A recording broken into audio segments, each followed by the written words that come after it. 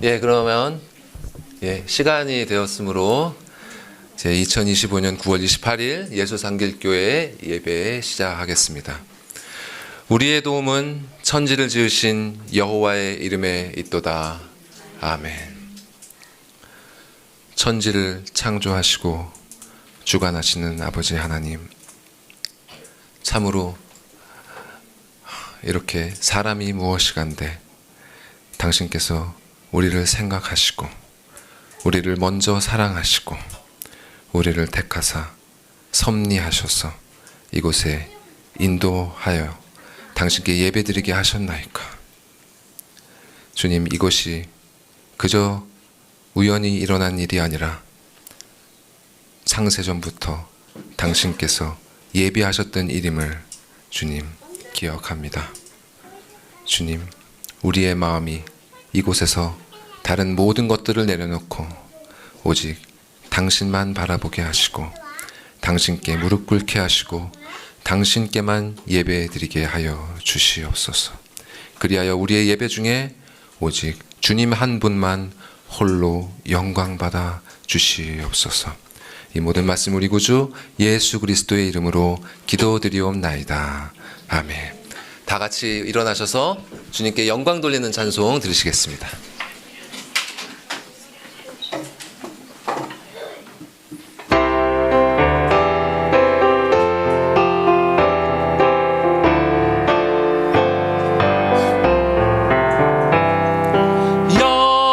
영원한 하늘나라 보좌 위에 하나님, 낮고 천한 인생까지 두루 살펴주시고 통회하는 심령을 소생시켜 주시니 찬양을 받으소서. 영광의 주 하나님, 사람 몸 입으시고 찾아오신 예수님, 하늘 영광 버리시고 죄인들을 구하려 부끄러운 십자가 우리 위해 지셨네. 영광을 받으소서. 구원의 주 예수님, 성도를 돌보시고 위로하는 주 성령, 우리 맘에 임하시어 진리 알게 하시고 갈구하는 심령에 충만하게 하시려 성결케 하옵소서. 보혜사 성령이여.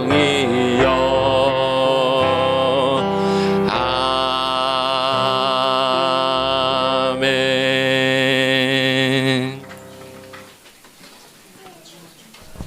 다 같이 사도신경으로 우리의 신앙을 고백하시겠습니다.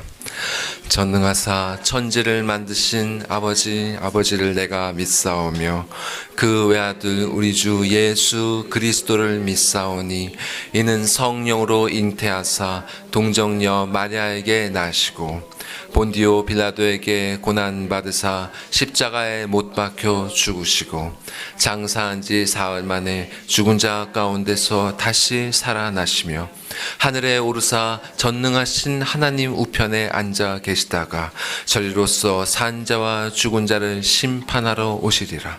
성령을 믿사오며 거룩한 공회와 성도가 서로 교통하는 것과 죄를 사하여 주시는 것과 몸이 다시 사는 것과 영원히 사는 것을 믿사옵나이다. 아멘. 주님께서 우리에게 주신 말씀 십계명 낭독하도록 하겠습니다. 하나님이 이 모든 말씀으로 말씀하여 이르시되 나는 너를 애굽 땅 종되었던 집에서 인도하여 낸 내 하나님 여호와니라. 제1은 너는 나 외에 다른 신들을 내게 두지 말라. 제2는 너를 위하여 새긴 우상을 만들지 말고 또 위로 하늘에 있는 것이나 아래로 땅에 있는 것이나 땅 아래 물속에 있는 것에 어떤 형상도 만들지 말며 그것들에게 절하지 말며 그것들을 섬기지 말라. 제3은 내 하나님 여호와의 이름을 망령되게 부르지 말라. 제4는 안식일을 기억하여 거룩하게 지키라. 제5는 내 부모를 공경하라. 제6은 살인하지 말라. 제7은 간음하지 말라. 제8은 도둑질하지 말라. 제9는 내 이웃에 대하여 거짓 증거하지 말라. 제10은 내 이웃의 집을 탐내지 말라. 예, 다 같이 자리에 앉으시겠습니다.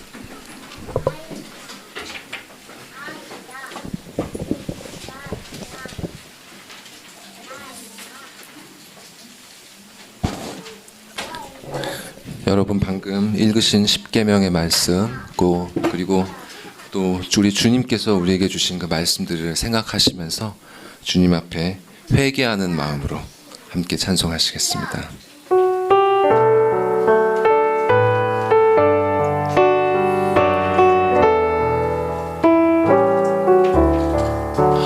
공중 나는 새를 보라. 농사하지 않으며 곡식 모아 곡간 안에 들인 것이 없어도 세상 주관하는 주님 새를 먹여주시니 너희 먹을 것을 위해 근심할 건 무엇냐. 들의 백합화를 보라.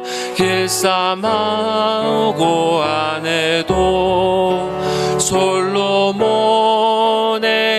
입은 옷도 입곤만 못하였네. 화궁 속에 던질 풀도 귀피시거든. 사랑하는 자녀들을 입히시지 않으랴. 너희들은 세상에서 무엇 먹고 마시며 무슨 옷을 입고 살까 염려하지 말아라.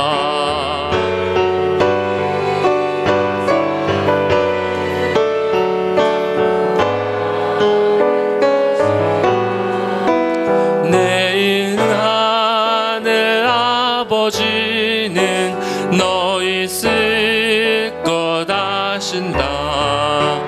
너는 먼저 주의 나라 그의 의를 구하면 하나님이 모든 것을 너희에게 주시리.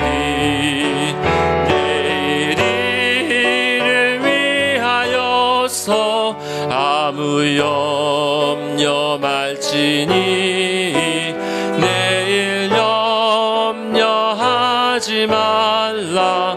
오늘 고생 족하다.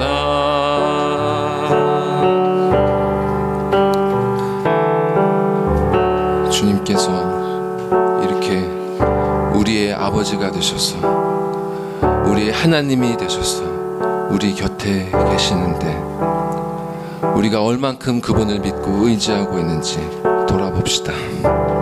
주님, 주께서 참으로 그 모든 섭리 가운데 우리를 지켜 돌보아 주신다고 하셨는데 주님, 우리 우리가 당신을 믿지 못하였나이다. 당신께 의지하지 못하였나이다. 알량한 나의 힘과 알량한 나의 지식을 붙들고 불안하며 두려워하고 있었나이다. 또한 주께서 우리에게 주신 그 거룩한 의무들을 저버리고 당신이 아니라 헛된 우상들을 붙들고 있었으며 그 거룩한 삶이 아니라 육신의 정욕과 안목의 정욕을 따라 살고 있었나이다.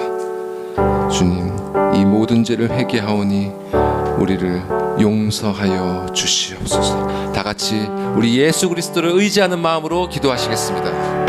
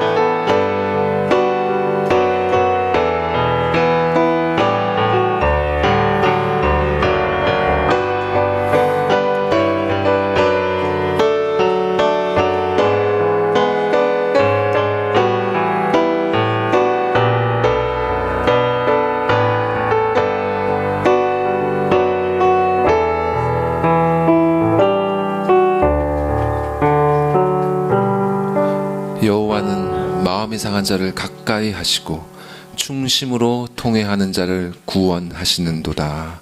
아멘. 주께서 가르쳐 주신 기도 드리겠습니다. 하늘에 계신 우리의 아버지여, 이름이 거룩히 여김을 받으시오며 나라가 임하시오며 뜻이 하늘에서 이루어진 것 같이 땅에서도 이루어지이다. 오늘 우리에게 일용할 양식을 주시옵고 우리가 우리에게 죄 지은 자를 사하여 준 것 같이 우리의 죄를 사하여 주시옵고 우리를 시험에 들게 하지 마시옵고 다만 악에서 구하시옵소서. 나라와 권세와 영광이 아버지께 영원히 있사옵나이다. 아멘. 주님께 감사드리는 찬송 함께 드리시겠습니다.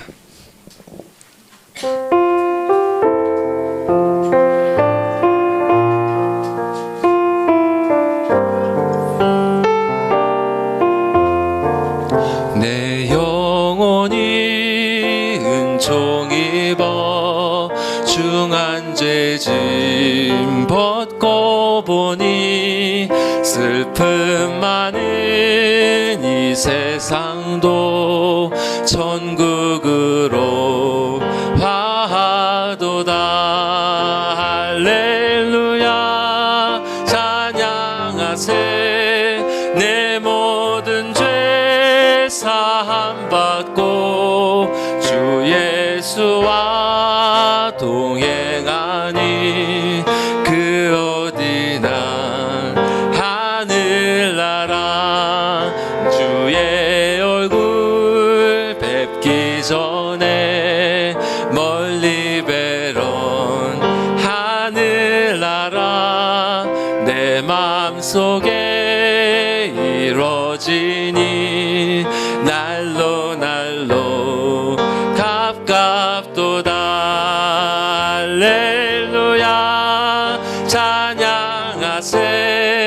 내 모든 죄 사함 받고 주 예수와 동행하니 그 어디나 하늘나라 높은 산이 거칠들이 조막이나 궁궐이나 내 주 예수 모신 곳이 그 어디나 하늘나라.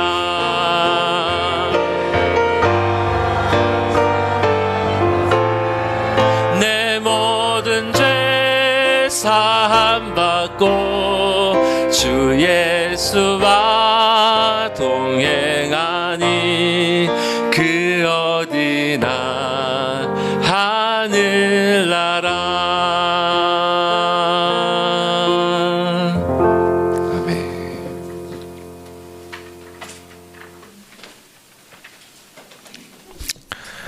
하나님 말씀 교동문 71번 이사야 55장 말씀 함께 번갈아 가면서 교도하시겠습니다. 오라 너희 모든 목마른 자들아 물로 나아오라. 돈 없는 자도 오라.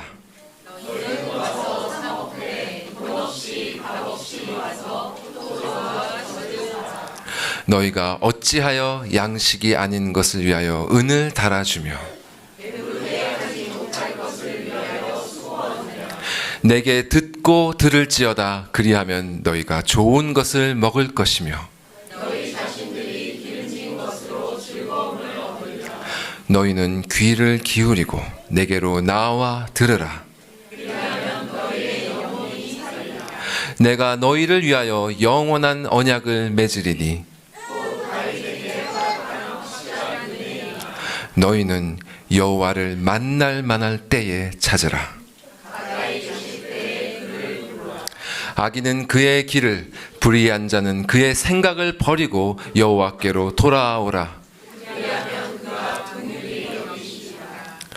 우리 하나님께로 돌아오라. 그가 너그럽게 용서하시리라. 아멘. 우리를 대표해서 문영대 집사님 기도하실 때 함께 마음을 합해서 기도하시겠습니다. 천지를 창조하시고 모든 만물의 주인이신 하나님 아버지, 오늘도 저희를 한자리에 모아 함께 예배드리게 하여 주심을 감사드립니다. 풍성한 수확의 계절인 가을처럼 우리의 마음속에도 성령 충만한 시간이 되길 간구합니다. 주님, 저희가 살아가면서 저희 마음대로 살아가려고 할 때가 많습니다. 저희의 모든 걸 계획하려고 하고 저희의 능력으로 행하려 합니다. 그러다가 실패하면 자책하고 그제서야 주님을 찾기도 합니다.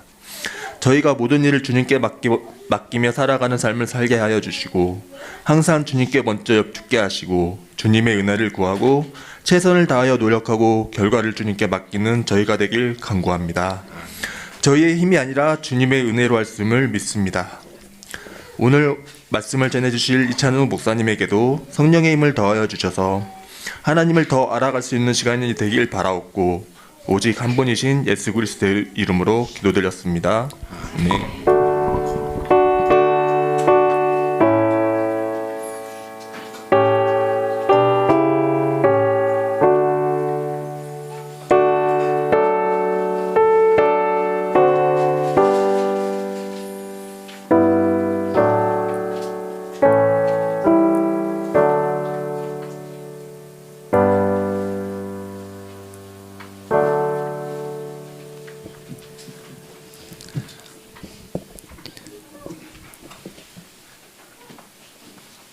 예, 오늘 우리에게 허락하신 하나님의 말씀 한 구절입니다. 빌립보서 3장 20절 말씀.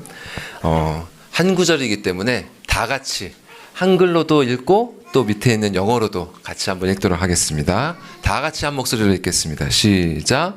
그러므로 우리의 시민권은 하늘에 있는지라 거기로부터 구원하는 자 곧 주 예수 그리스도를 기다리노니 But our citizenship is in heaven and from it we await a Savior, the Lord Jesus Christ. 아멘.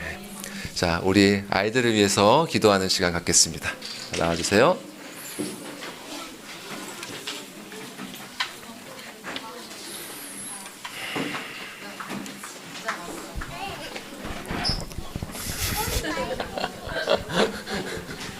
만지면 안 돼요. 만지면 안 돼요.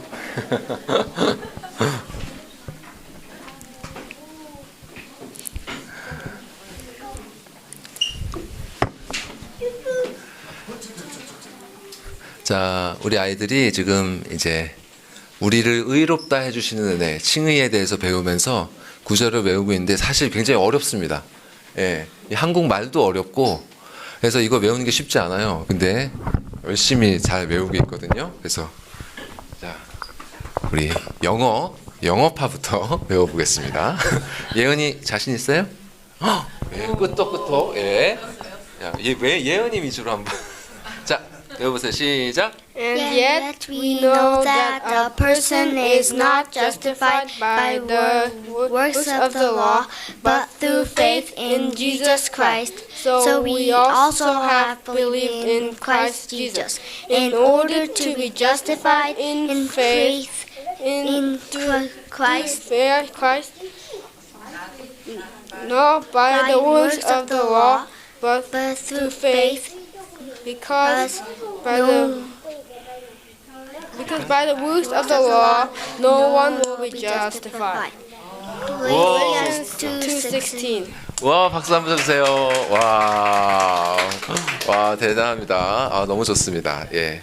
자, 제가 그 밑밥을 미리 깔았기 때문에 우리 한글로 하는 친구들, 예, 자, 어려운 거 알아요. 예, 큰 소리로라도, 예, 큰 소리로라도, 자, 같이 한번 해봅시다. 시작. 이는 우리가 율법의 행위로서 아니고 그리스도를 믿음으로써 의롭다함을 얻으려 함이라. 율법의 행위로서는 의롭다함을 얻을 죄가 없느니라. 갈라디아.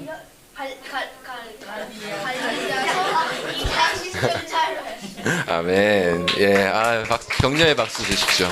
예, 예, 우리 그리고 예, 오빠 언니들이 부족한 거를 보고 우리 아이들 나름대로 준비를 했답니다. 핵심만 모아서. 자, 목사님이 얘기해주면 이어서 하는 거예요. 알았죠? 기억나죠? 주한이? 사람이 큰 소리로 해야 돼. 이래도. 자, 사람이 의롭게 되는 것은 오직 은혜. 또 오직 그리스도. 또 믿음. 아, 빨라서 오직 예, 오직 은혜, 오직 그리스도, 오직 믿음. 예, 믿음으로 우리가 의롭다함을 받습니다. 예, 감사합니다. 이 진리가 아이들의 마음속에 잊혀지지 않고 새겨질 수 있게끔 예, 여러분 다 같이 합력해 주셨으면 좋겠습니다. 기도하겠습니다. 참 우리에게 주신 이 귀한 선물들이 얼마나 정말 감사한지 모릅니다. 주님, 그만큼 우리에게 주신 이 소명과 책임이 막중한 줄 압니다. 주님께서 우리에게 귀한 아이들 보내주셨는데 우리가 이 아이들을 우리의 뜻과 우리의 욕심대로 키우는 것이 아니라 우리보다 이 아이들을 더 사랑하시는 당신의 뜻대로 이 아이들을 사랑으로 키우게 도와주시옵소서.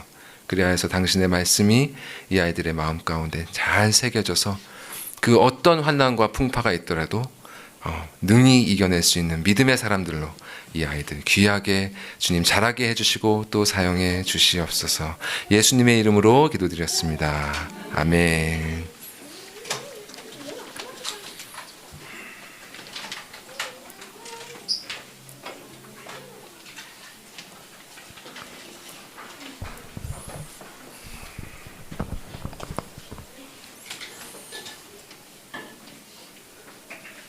예.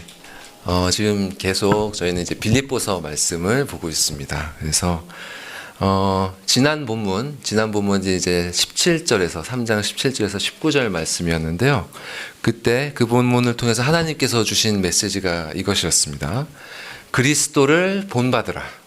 그리고 바울과 같이 그리스도를 본받는 그런 사람들을 눈여겨보라. 이런 말씀 주셨어요. 자, 여러분 어떠신가요? 그동안 그리스도를 본받으며 사셨습니까? 아니면 또한 또 그렇게 그리스도를 본받는 자들을 눈여겨보셨습니까? 우리가 수련회를 준비하면서 읽고 있는 책이 있죠. 제목이 뭐죠? 세상을 본받지 말라라는 제목의 책이었죠. 그런 책들을 읽는 것이 우리가 그리스도를 본받는 자들을 눈여겨볼 수 있는 그런 좋은 기회가 됩니다. 그들이 무슨 말을 남겼는지, 그리고 왜 그런 말들을 우리에게 전했는지, 그리고 그런 그들의 생각을 따라가다 보면 그들이 어떻게 정말 죽기까지 그리스도를 본받으면서 살려고 했는지를 알 수가 있어요.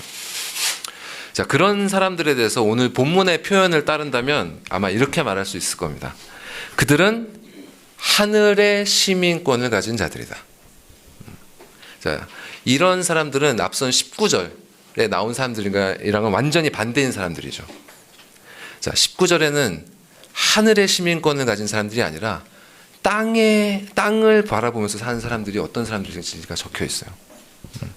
그런 사람들은 땅의 일을 생각하면서 멸망으로 행하는 자들이었습니다. 하지만 이들은 하늘의 일을 생각하면서 영생으로 나아가는 하늘의 시민권을 가진 사람들이었죠. 자, 이 시민권이라는 걸 생각했을 때 사실 우리가 이건 거에 대한 그 크고 작은 경험들이 다 있어요. 그러니까 우리가 한국에서 살 때를 생각해 보면 사실 내가 한국 국적을 갖고 있다는 것에 대한 별 느낌이 없어요. 그렇잖아요. 예. 그곳에서 살고 있으면 내가 그냥 그것이 숨을 쉬는 것처럼 자연스러운 일이기 때문에 그거에 대한 느낌이 전혀 없습니다.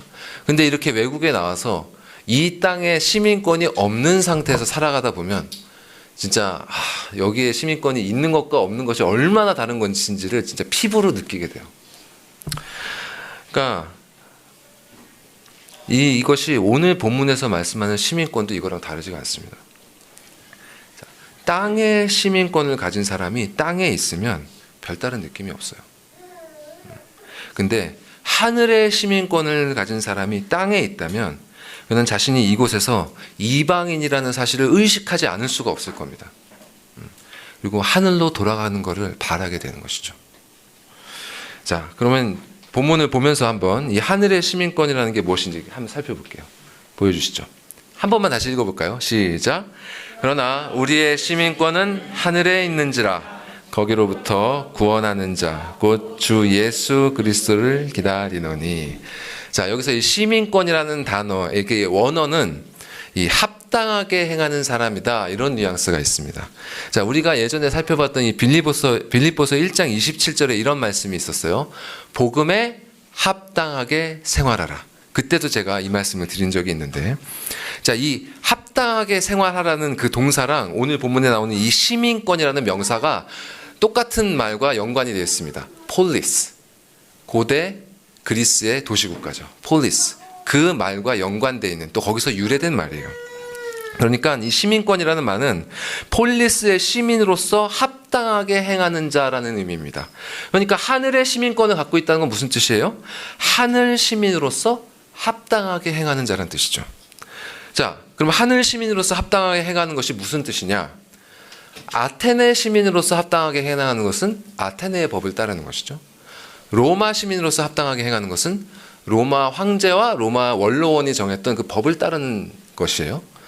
하늘의 시민으로서 합당하게 행하는 것은 하늘의 왕이신 그리스도의 말씀과 그 뜻에 합당하게 행하는 것입니다.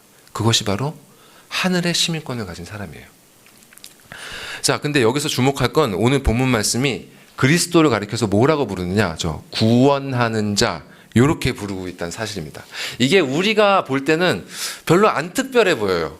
예수님을 구원하는 자라고 부르는 게 그렇게 부르지, 일상적으로 보통 이렇게 생각이 들잖아요.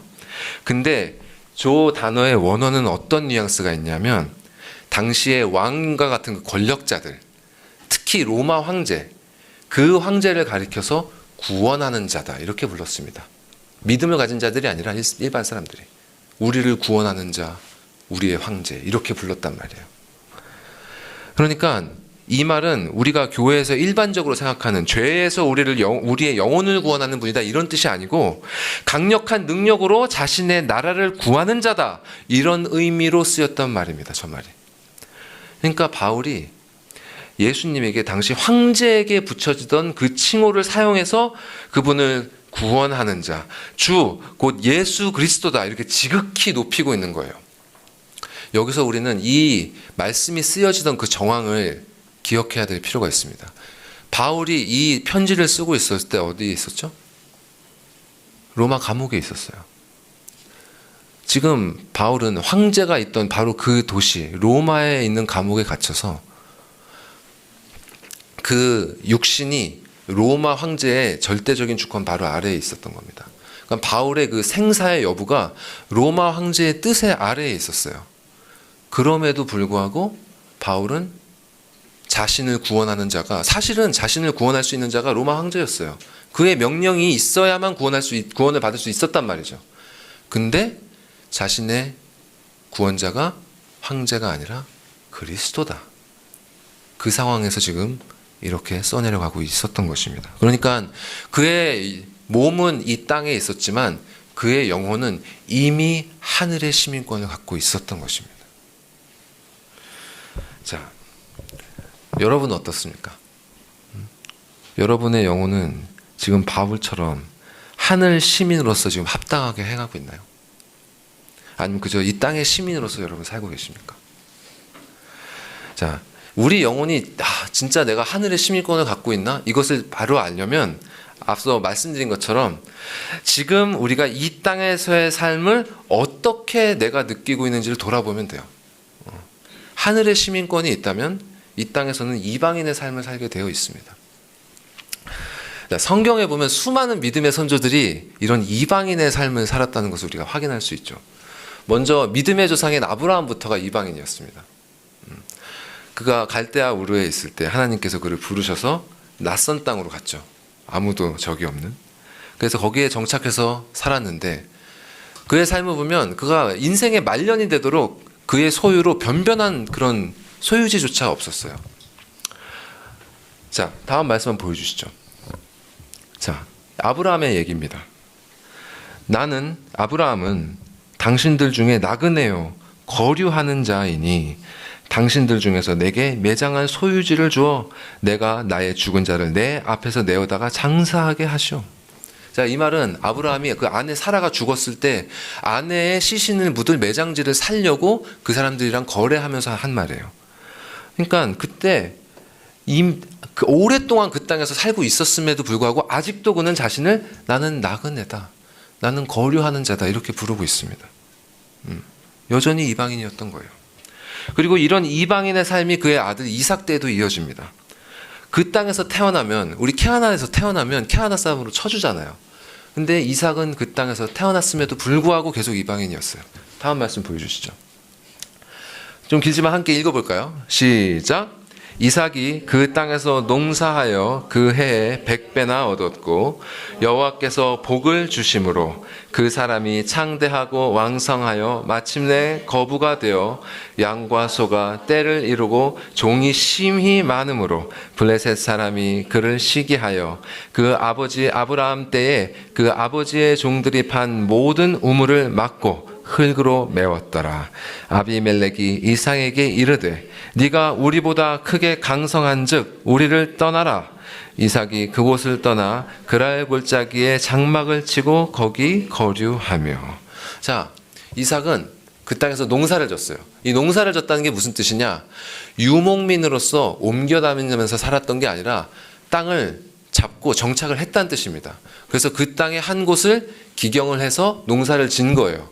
그렇게 농사를 졌더니 여호와께서 축복해 주심으로 100배나 소출을 주셔서 그가 큰 부자가 됐습니다. 그런데 무슨 일이 일어났죠? 그 땅에 이미 살고 있던 원주민들이 그를 시기했어요. 그리고 그들의 지도자 아비멜렉이 떠나라고 했습니다. 그러니까 아무런 권리도 주장하지 못하고 그냥 쫓겨났어요. 골짜기로 추방됐습니다. 그에게 큰 재산을, 큰 소득을 주었던 그 비즈니스를 그냥 뺏긴 거예요. 이렇게 이삭은 여전히 그 땅에서 이방인이었기 때문에 정당한 권리를 주장할 수 없었던 겁니다.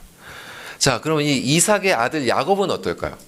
이 야곱은 재밌는 게, 야곱은 그의 삼촌이자 라반, 그 장인이죠. 라반에게 갔잖아요.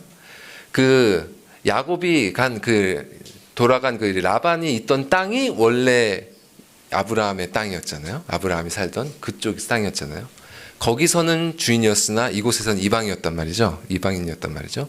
근데 그곳에 원적지로 돌아갔는데, 본적지로 돌아갔는데 거기서 이방인 취급을 받습니다. 말씀 보여주시죠. 자, 야곱이 라반에게 계속 이방인 취급을 받았어요. 제대로 된 대접을 못 받았습니다.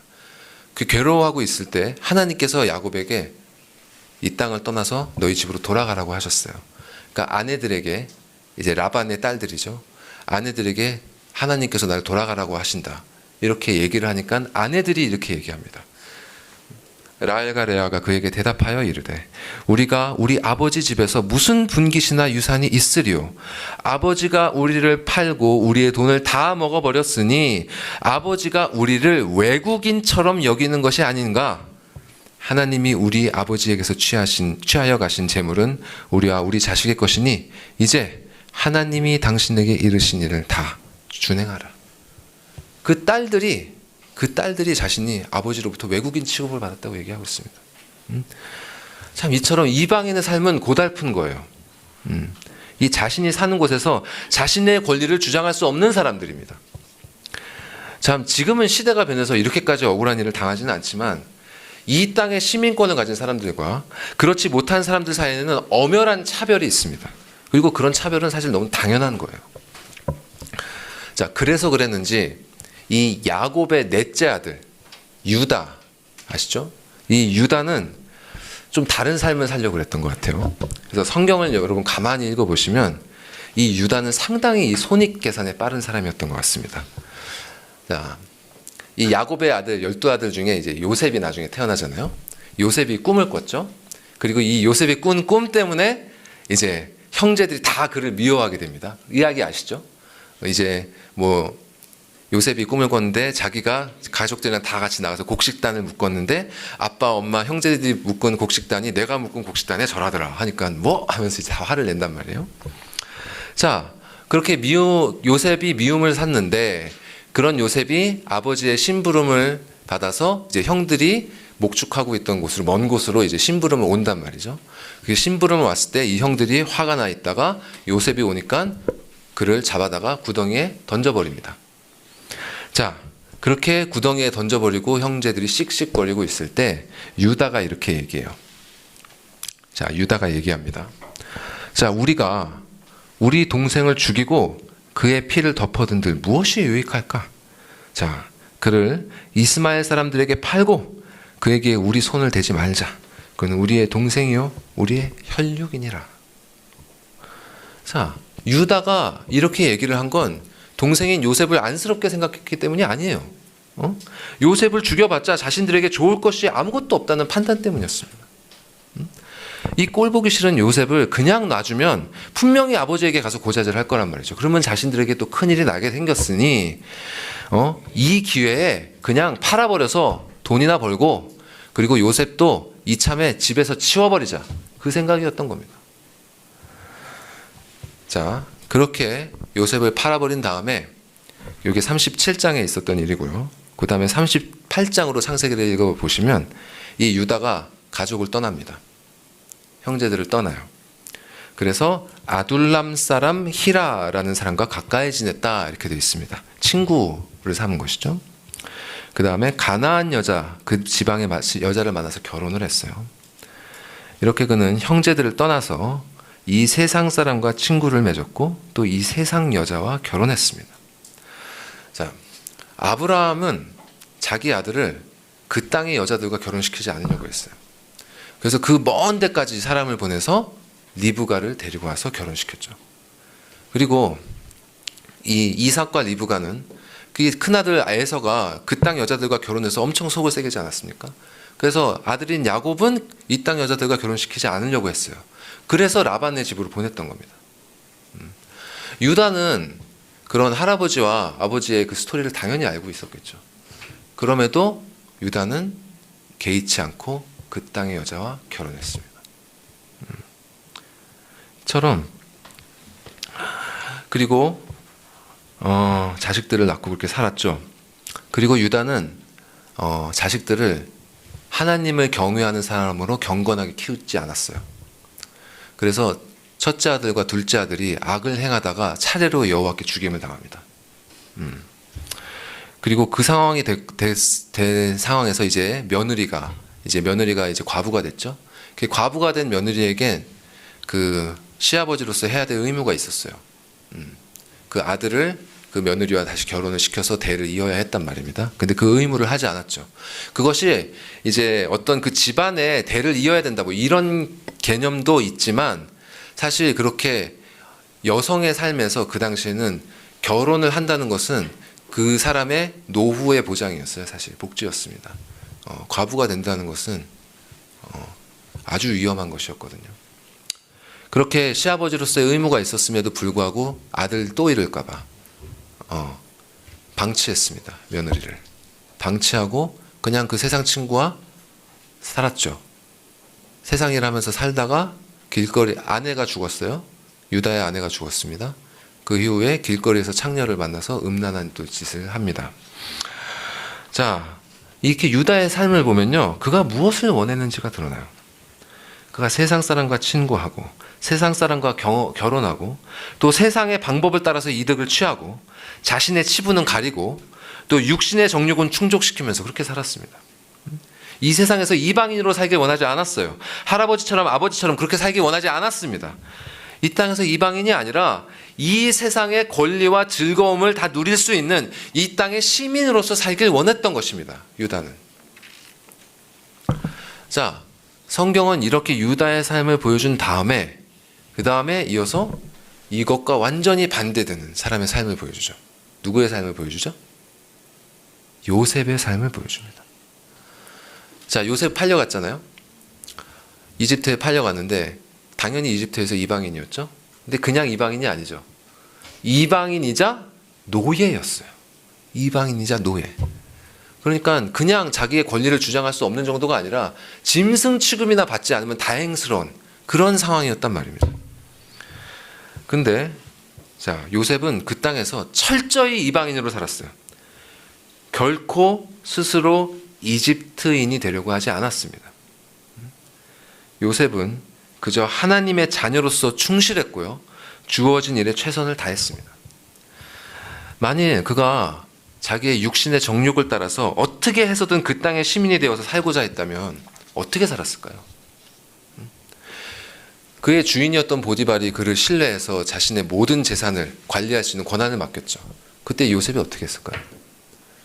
또 그 보디발의 아내가 요셉을 유혹했을 때 그가 그 땅의 시민이 어떻게든 되어보자 하는 마음이 있었다면 어떻게 했을까요? 근데 요셉은 유다와 같지 않았습니다.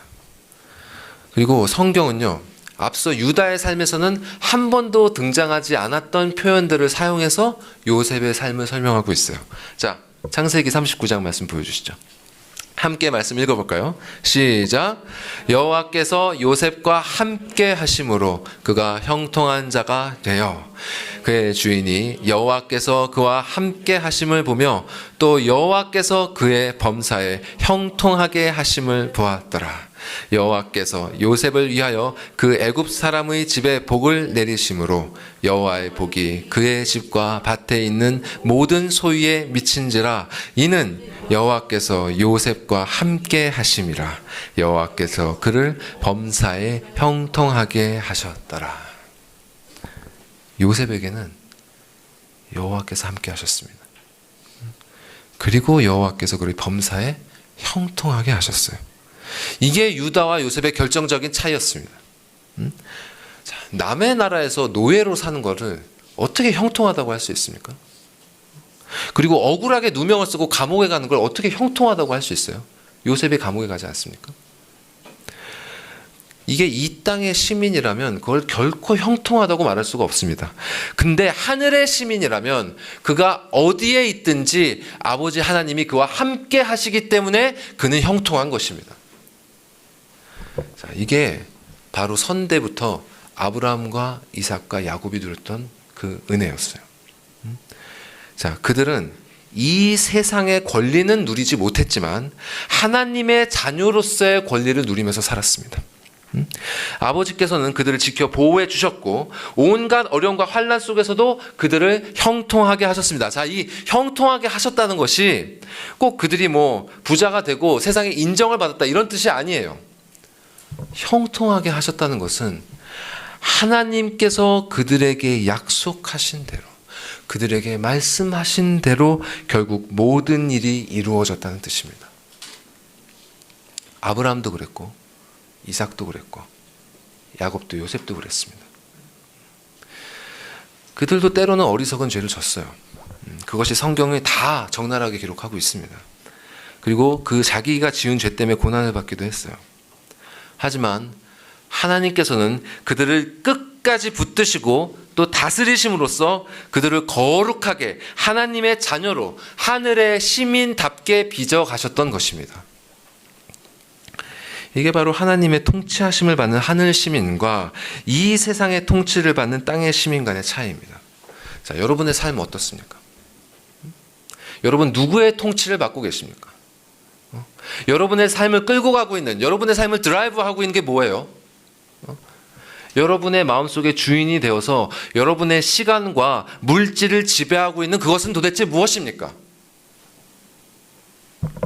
진정 하나님의 통치를 받는 시민이라면 이 요셉같이, 또 우리가 보지는 않았지만 다니엘과 같이, 또 바울과 같은 그런 삶을 살게 되어 있습니다. 그들은 이 땅에서 이방인이었기 때문에 땅의 것에 집착하지 않았어요. 땅의 것을 생각하지 않았습니다. 땅의 것은 어차피 그들의 것이 아니었기 때문이에요. 이집트의 파라오가 아무리 많은 권세를 준다고 해도 그것은 요셉의 것이 아니었습니다. 페르시아의 다리오 왕이 아무리 다니엘을 높인다고 해도 그 권위는 다니엘의 것이 아니었어요. 또 회심하기 전에 바울이 누렸던 그 모든 권리들, 그 모든 특권들 무엇입니까? 하늘의 시민이 된 바울에게는 그것은 배설물과 같은 것이었습니다. 그들에게 그런 것은 그저 썩어 없어져 버릴 땅의 것에 불과했어요. 그들의 육신은 이집트, 페르시아, 로마 이런 대제국의 권세 아래 살았지만 그들의 영혼을 지배하는 것은 그런 권세가 아니었습니다. 그들을 지배하는 것은 하나님의 말씀이셨고 그들은 오직 그 말씀의 다스리심 아래에서 그들을 구원하는 자, 주 예수 그리스도를 바라보며 살았던 것입니다. 여러분, 진정 그들과 같은 삶을 살기 원하세요? 진정으로?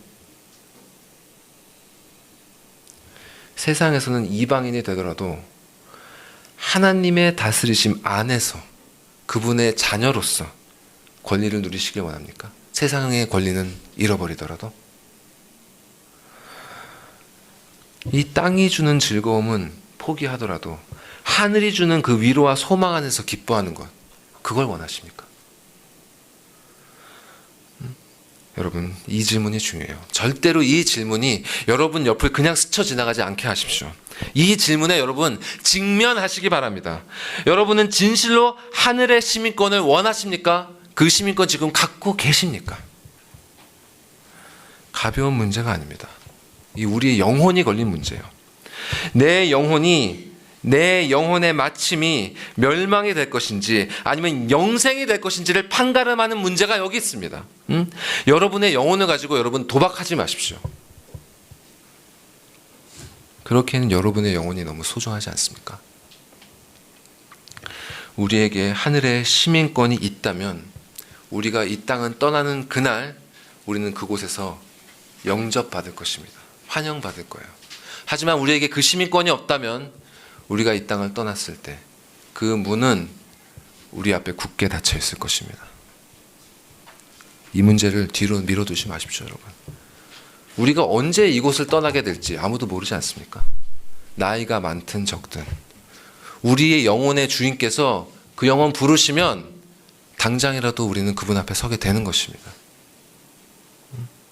그때 내 영혼이 그분을 섬겨왔던 하늘 시민으로서 그분을 만나게 될지 아니면 그분을 외면하고 그분을 무시하고 그분을 대적했던 땅의 시민으로서 그분을 마주보게 될지 여러분 기억하십시오.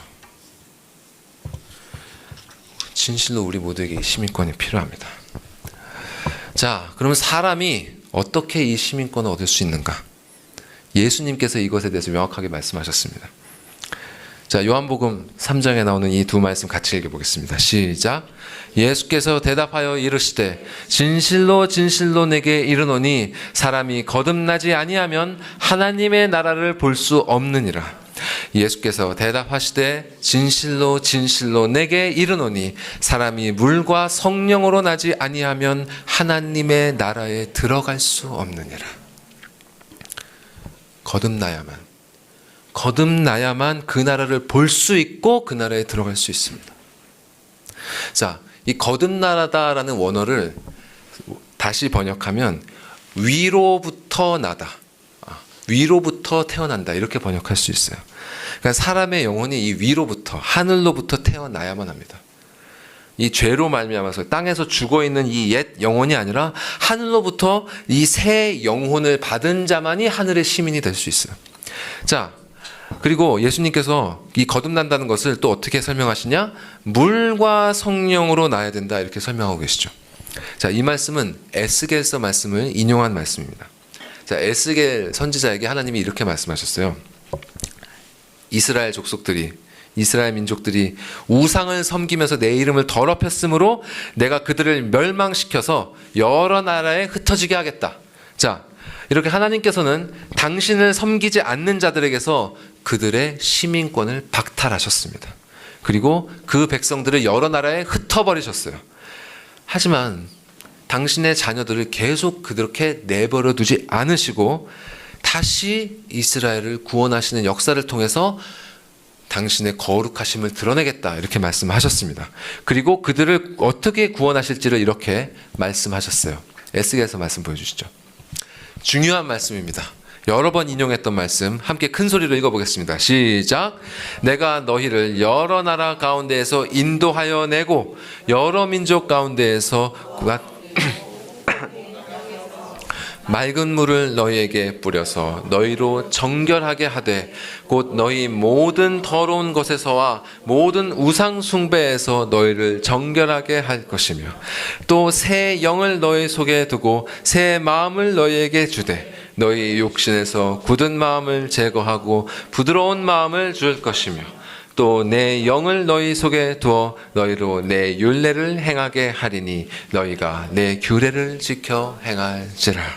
자, 하나님께서 당신이 아니라 다른 권세 아래 굴복하고 있던 자들을 다시 인도해 내십니다. 그리고 더러워져 있던 그들을 맑은 물로 깨끗하게 정결하게 하시죠.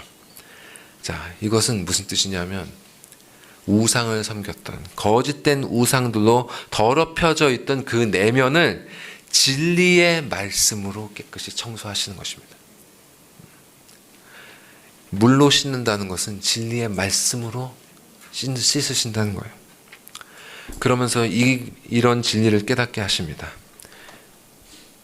사람이 떡으로만 살 것이 아니라 하나님의 입에서 나오는 모든 말씀으로 살아야 하는 것이구나. 다른 세상에 그 어떤 것이 들어온 것이 아니라 진실로 아버지 하나님이 가장 두려운 분이시구나. 다만 그분을 경배하고 그분을 섬기는 것 외에는 내가 살 길이 없구나. 이것을 깨닫게 하십니다. 이렇게 말씀으로 사람을 정결하게 하시고 그 자리에 새 영과 새 마음을 주십니다. 주님께서 주신 이 새 영은요, 죄와 사망에 묶여있던 옛 영, 옛 사람과 달라요. 이 새 영의 관심은 땅이 아니라 하늘에 있습니다. 땅에서 재물을 모은 것이 아니라 하늘의 보물을 쌓는 것에 관심이 있어요. 곧 있으면 목이 그냥 또 말라져 버릴 이 우물물이 아니라 영원히 목마르지 않을 그 생명수에 관심이 있습니다. 그리고 주님께서 주신 마음은 굳은 마음이 아니라 부드러운 마음이라 그랬어요. 자, 이것은 예수님의 그 씨 뿌리는 비유 아시죠? 그 씨 뿌리는 비유에 나오는 그 4가지 땅 중에 좋은 밭과 같습니다. 자, 좋은 밭은 첫 번째 땅, 길가와 같진 않죠. 길가와 같은 땅이 어떤 땅입니까? 우리 아이들은 마가복음을 읽으면서 이번 주에 이 말씀을 읽었을 텐데요. 길가와 같은 땅. 분주하게 사람들이 다니는 땅입니다. 이리 걸어가고 저리 걸어가죠. 그 분주함 속에, 그 분주함 아래에서 딱딱하게 굳어져 있습니다. 예, 세상 일에 너무 마음이 바빠요. 말씀에 관심이 없습니다. 그렇게 관심이 없으면 그걸로 끝이 아니죠. 자, 이런 땅에는요, 제가 이렇게 하고 있는 것처럼 아무리 이렇게 말씀의 씨를 뿌려봤자 곧 사탄이라는 새가 와서 다 먹어버립니다. 이 시간이 지나가면, 이 예배 시간이 지나가면 말씀은 머릿속에서 사라져버리고 땅의 일에 대한 생각으로 다시 온통 채워져 버립니다. 길가와 같은 마음입니다. 자, 돌밭과 같은 마음이 나오죠. 돌밭과 같은 마음은 어떻습니까? 돌밭과 같은 마음은 말씀을 일단은 기쁨으로 받는다고 했어요. 그들은 이 복음이 약속해 주시는 구원, 또 평안함, 축복 이런 거에는 관심이 있습니다. 그런데 이 복음의 길이 좁고 험난한 길이다. 죽기까지 낮아지는 길이다. 이 땅에서 이방인의 삶을 사는 길이다. 이걸 알게 되면 견디지 못합니다. 그들의 마음은 복음을 떠나버려요. 육신은 교회에 남아있을 수도 있어요. 그러나 그들의 영혼은 복음을 오롯이 온전히 받아들이기를 거부하고 선을 긋습니다. 여기까지는 내가 받아들일 만해. 여기는 아니야. 그것이 돌밭과 같은 마음입니다. 자, 그 다음에 나오는 땅은 뭐죠? 가시덤불. 가시덤불과 같은 땅이죠. 그런 마음은 어떤가? 이런 마음은 이 세상과 하나님 사이에서 줄타기를 해요. 이런 마음이 제일 문제입니다. 자, 그들은 말씀을 듣습니다. 또 죄를 뉘우치기도 해요. 감사도 합니다. 그러나 그들은 이 세상을 하나님보다 더 두려워합니다. 그리고 이 육신에 대한 염려가 영혼에 대한 염려보다 더 커요. 그리고 정욕에 대한 유혹, 정욕에 대한 욕심이 그리스도에 대한 사랑보다 더 큽니다. 그 사이에서 갈팡질팡하면서 살아갑니다. 그래서 항상 참된 것과 거짓된 것, 또 교회에 와서 듣는 말씀, 하지만 그들의 영혼이 진짜 원하는 것, 이 사이에서 항상 괴로워해요. 하지만 말씀과 재물은 겸하여 섬길 수 없습니다. 그렇기 때문에 이 세상을 사는 동안에 반드시 선택해야 되는 때가 옵니다.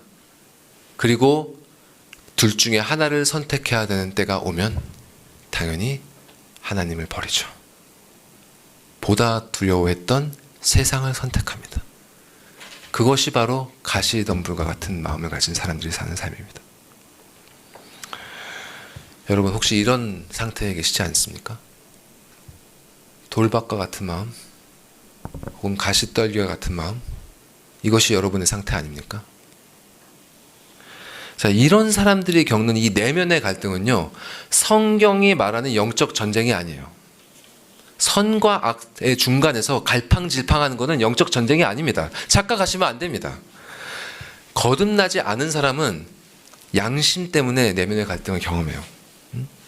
근데 이 갈등은 영의 생각과 육의 생각의 갈등이 아니라 두 육의 생각이 부딪히는 것입니다. 하나는 자신이 이상적으로 생각하는 그 우상을 따르려는 마음이고, 하나는 이 육신의 정욕을 따르려는 그 우상, 이 두 가지 우상을 섬기려는 마음이 부딪히는 것입니다. 그래서 세상은 얘기하죠. 이 두 가지 우상을 섬기려는 마음을 하나로 잘 조화시키는 것, 그것을 가리켜서 영적인 지혜구다 이렇게 얘기합니다. 그것을 가리켜서 구원이다 이렇게 얘기해요. 그것을 가리켜서 해탈이다 이렇게 얘기합니다. 그렇지 않습니다. 성경이 가르치는 영적 전쟁은 그것이 아니에요. 그것을 위해서 사람들이 명상도 하고 고행도 하고 봉사도 하고 종교활동 하는 겁니다. 성경이 말하는 진짜 영적 전쟁은 뭐냐? 땅의 나라와 하늘나라 사이에서 갈팡질팡하는 게 아니라 하늘나라의 시민이 땅의 나라와 부딪히면서 생기는 겁니다. 그게 영적 전쟁이에요. 하늘나라의 시민이 하늘의 편에 서서 땅의 나라와 부딪히는 겁니다. 이것이 바로 거듭난 자가 경험하는 영적 전쟁입니다. 로마서 7장 보여주시죠. 영적 전쟁을 겪는 자가 어떻게 말하고 있는지 보십시오. 만일 내가 원하지 아니하는 그것을 행하면 내가 이로써 율법이 선한 것을 시인하노니 이제는 그것을 행하는 자가 내가 아니요 내 속에 거하는 죄니라. 내가 원하는 바 선은 행하지 아니하고 도리어 원하지 아니하는 바 악을 행하는도다. 만일 내가 원하지 아니하는 그것을 하면 이를 행하는 자는 내가 아니요 내 속에 거하는 죄니라. 그러므로 내가 한 법을 깨달았노니 곧 선을 행하기 원하는 나에게 악이 함께 있는 것이로다. 여러분, 이게 참된 영적 전쟁입니다. 그 차이가 보이십니까? 참으로 거듭난 자는 율법, 하나님의 말씀이 선하다는 것을 시인해요. 그래서 그 선한 것을 행하길 원합니다. 그런데 내 속에 여전히 남아있는 죄, 그 옛사람이 거듭난 내가 원하지 않는 악을 행하고 있어. 그 악을 행하는 것은 거듭난 내가 아니라 내 안에 남아있는 죄인 것입니다. 자, 여러분, 이런 일을 경험하면 어떨까요? 참되게 신앙생활을 해오신 분들은 이런 경험이 다 있으실 겁니다. 어떻습니까? 그런 일들이 일어날 때 가슴이 찢어지지 않습니까? 고통스럽지 않나요? 여전히 내 안에 남아있는 그 죄를 바라보고 있는 거, 그 죄가 나의 몸을 움직여서 악을 행하는 것을 보는 것은 진실로 고통스럽습니다. 그래서 바울은 계속해서 이렇게 고백해 갑니다. 보여주시죠. 내 속사람으로는, 거듭난 사람으로는 하나님의 법을 즐거워하되 내 지체 속에 한 다른 법이 내 마음의 법과 싸워 내 지체 속에 있는 죄의 법으로 나를 사로잡는 것을 보는도다. 오호라, 나는 곤고한 사람이로다. 이 사망의 몸에서 누가 나를 건져내랴. 자, 여러분, 이 마음이 뭔지 아십니까? 이 마음이 좋은 밭이에요. 예수 그리스도께서 말씀하셨던 좋은 밭은 이런 마음입니다. 깨어지고 상한 마음, 심령이 가난하고 애통하는 마음, 의에 줄이고 목마른 마음, 에스겔서에서 말씀했던 그 부드러운 마음이 이 마음입니다. 이렇게 상한 마음만이 진실로 주님의 말씀을 소망할 수 있습니다. 이렇게 목마른 마음만이 그 말씀을 생명수처럼 받을 수가 있어요. 이렇게 진토와 같이 부서진 마음만이 그 진리의 씨앗을 받아서 싹을 틔울 수 있는 겁니다. 이런 마음에 에스겔서에서 말씀하셨던 것처럼 하나님의 영이 함께 하십니다. 내 영을 너희 속에 두리라. 그 영께서 이렇게 말씀의 씨앗을 뿌려줄 때 이 말씀이 그 마음에 심기게 하시고 또 싹을 틔우게 하십니다. 그리고 그분의 그 거룩하고 선한 율례와 규례를 지키고 싶은 마음, 그 원함을 주셔서 그것이 일어나게 하사 열매를 맺게 하십니다. 돌밭이나 가시덤불 같은 자, 그런 자들이 자기의 의의를 내세워서 하는 그런 종교적인 열심이 아닙니다. 그것이 아니라 참으로 깨어지고 낮아진 심령으로 죽기까지 복종하신 그리스도의 그 본을 따라서 이 세상에서 묵묵히 나그네 이방인의 삶을 살면서 그렇게 순종하게 하시는 겁니다. 이것이 바로 하늘의 시민권을 가진 자의 삶입니다. 우리가 살펴봤던 신앙의 선조들이 다 이 길을 걸어갔어요. 아브라함도, 이삭도, 야곱도, 요셉도 이렇게 바울처럼 거듭나서 새 생명을 얻었습니다. 그리고 하나님의 그 끈질기신 다루심 아래에서 그 굳은 마음들이 하나 둘 산산이 깨어져 버렸고 그 험한 세월 가운데 어느새 그들 안에 심겨졌던 그 말씀들이 형통하게 자라나서 열매를 맺게 된 것입니다. 여러분도 이런 하늘 시민 되기 원하십니까? 이 믿는 자가 가진 이 하늘의 시민권은 이 세상에 그 어떤 나라가 주는 그 시민권이 제공하는 것과도 비교할 수가 없어요. 이 시민권이 가진 가장 큰 특권 기억하십시오. 여러분이 언제 또 어디에 있든지 간에 아버지 하나님께서 항상 여러분과 함께 하십니다.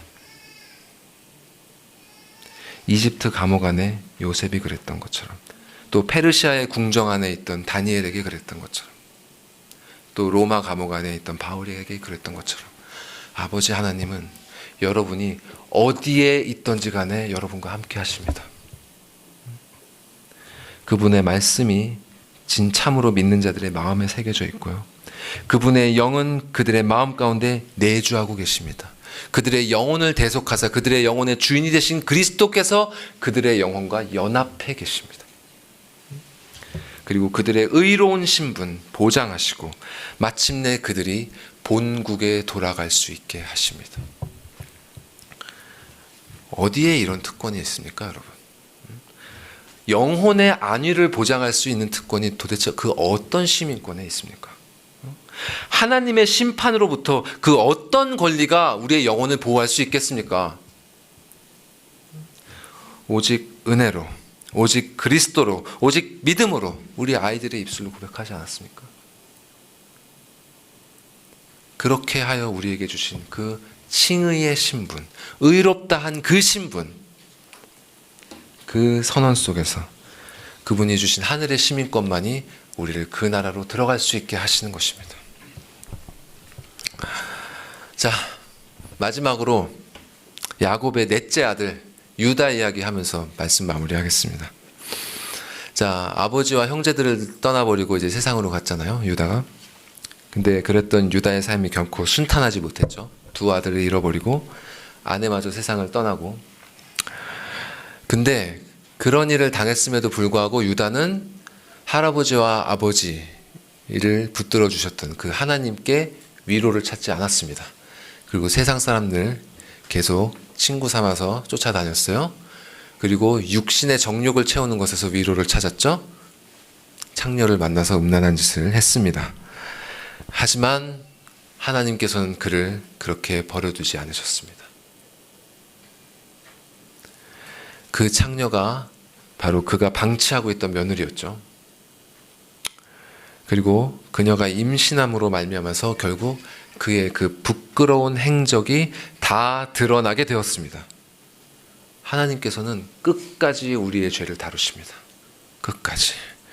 그리고 결국은 우리가 하늘 시민답게 되도록 변화시켜 주십니다.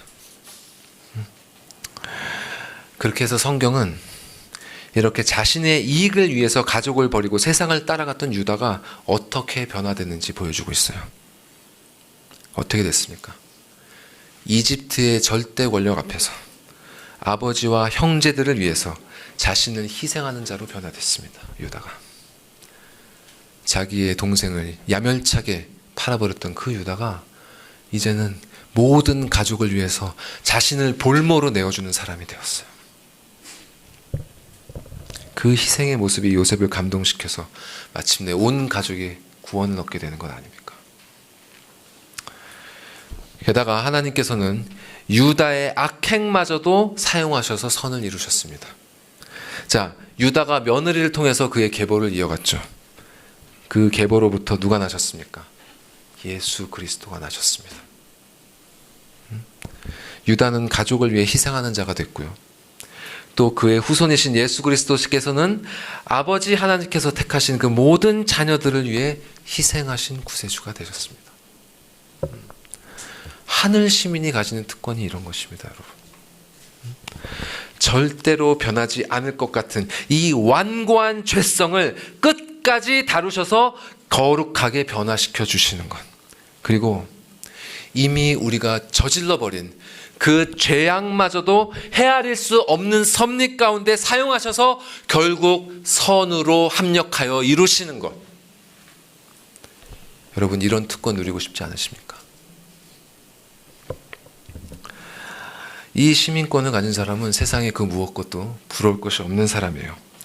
그래서 바울은 이 로마로 호송되는 과정 가운데 중간에 구금이 되어 있었거든요. 그때 그곳을 관할하던 이 아그리빠 왕이라는 사람이 있었습니다. 그 왕한테 이렇게 얘기했어요.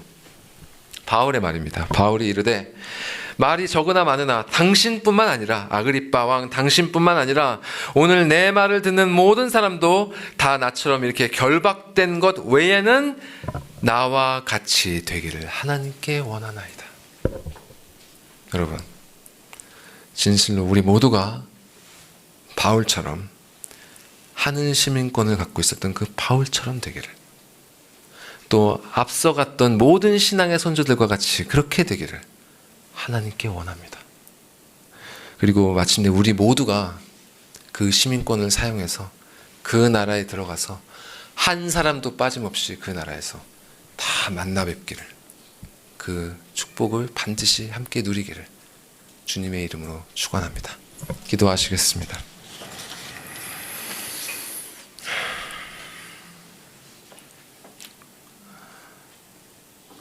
주님, 말씀의 씨를 뿌렸습니다. 이 씨앗이 어떻게 되게 하려 하십니까?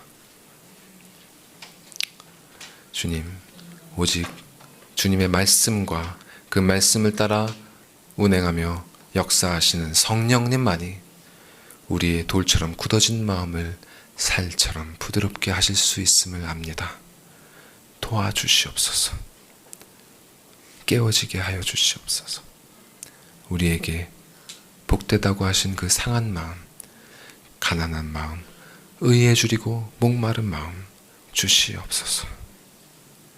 그리하여서 이렇게 뿌려진 씨가 사탄에게 채여가지 않게 하시고, 돌밭에서 타 죽게 하지 않게 하시고, 가시덤불에 밀려나 죽게 하지 않으시고, 주님, 반드시 그 안에서 깨어져서 싹을 틔우게 하여 주시옵소서. 주님만이 그 일을 하실 수 있습니다. 그 누가 이 일을 하겠습니까? 주님, 반드시 그 일을 이루어 주사 모든 것을 합력하여서 선을 이루시는 그 놀라운 권능을 이곳에 모인 한 사람도 빠짐없이, 한 영혼도 빠짐없이 경험하게 하여 주시고, 그리하여서 참으로 거듭나 하늘의 시민권 받게 하여 주시고, 이 땅에 사는 이 짧은 나날들 동안 그 시민권을 가진 자의 놀라운 특권을 한없이 누리게 하여 주시고, 마침내 그 나라에 가서 모두가 함께 그 권리 가운데, 그 기쁨 가운데 찬송하며 살아가게 도와주시옵소서. 이 모든 말씀 우리 구주 예수 그리스도의 이름으로 기도드리옵나이다. 아멘. 다 같이 일어나셔서 말씀 기억하시면서 주님께 올려드리는 찬양 하시겠습니다.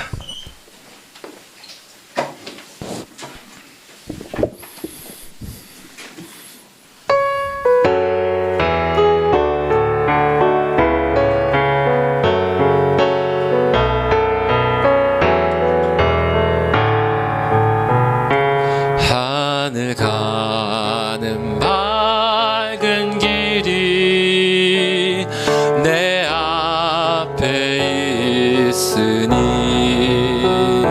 슬픈 일을 많이 보고 늘 고생하여도 하늘 영광 밝음이 어두운 그늘에 치니 예수 공로 의지하여 항상 빛을 보도다. 내가 염려하는 일이 세상에 많은 주 속에 근심 밖에 걱정 늘 시험하여도 예수 보배로운 피 모든 것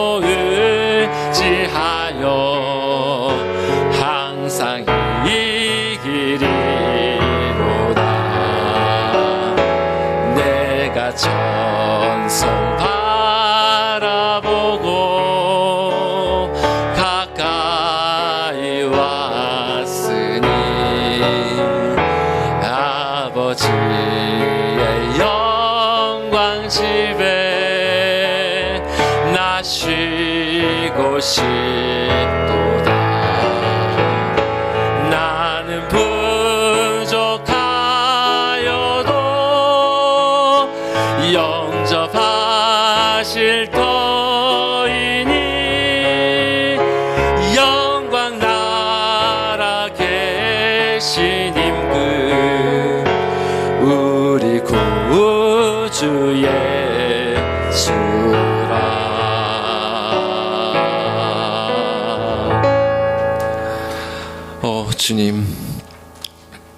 주님,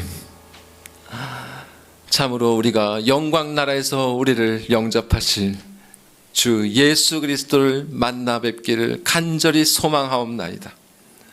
주님, 우리가 이것 외에 무엇을 더 원하겠습니까? 이것 외에 그 어떤 곳에서 참된 위로를 찾을 수 있겠습니까? 주님, 우리가 썩어져 버릴 이 땅의 헛된 것들 때문에 이 참으로 귀한 시간을, 이 영혼의 이 귀한 기회들을 그냥 흘려보내지 않게 하시고 영원한 것들을 위해, 썩지 않은 것들을 위해 이 시간을 사용하게 하여 주시옵소서. 또 우리에게 주신 그 모든 것들을 이 참으로 의미 있는 것들을 위해 사용되기를 간절히 원하옵나이다. 주님, 그런 마음으로 정말 우리에게 주신 그 모든 한량없는 은혜들 가운데 정말 적은 부분을 주님께 돌려드리오니, 주님, 주님께서 세우신 이 교회를 통해서 이 작은 부분이 참으로 한 부분도 빠짐없이 온전히 다 주님의 뜻대로 쓰여지게 하여 주시고, 그 적은 일들을 통해서 홀로 영광받아 주시고, 그렇게 해서 나누어질 은혜들 가운데 주님께서 택하시고 세우신 모든 자녀들이 기뻐하고 감사하며 살아갈 수 있도록 도와주시고 또 도와주시옵소서. 이 모든 말씀 우리 구주 예수 그리스도의 이름으로 기도드리옵나이다. 아멘. 자리에 앉으시겠습니다.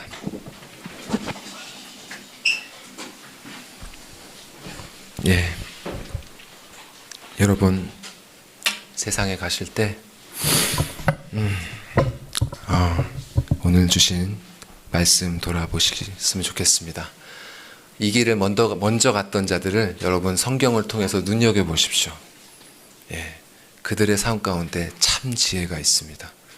그리고 또 그 말씀을 받는 여러분의 마음을 항상 여러분 살펴보시기 바랍니다. 내 마음이 어떤 마음으로 이 귀한 말씀을 받고 있는가. 그리하여서 여러분이 그분의 은혜를 붙잡고 삶을 살아갈 때 반드시 하나님께서 응답해 주실 것입니다. 반드시 하게 해 주실 거예요. 여러분 꼭 경험하시기 바랍니다. 그거보다 더 좋은 게 없습니다. 그것을 꼭 경험하시고요.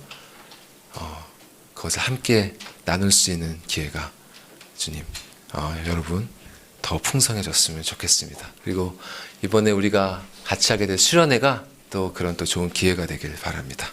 예, 그거 소망하시면서 여러분 함께 또 준비해 나갔으면 좋겠습니다. 자, 기도하시겠습니다.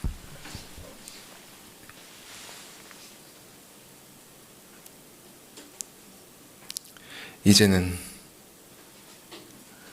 우리를 헤아릴 수 없이 사랑하시는 그 아버지 하나님의 은혜와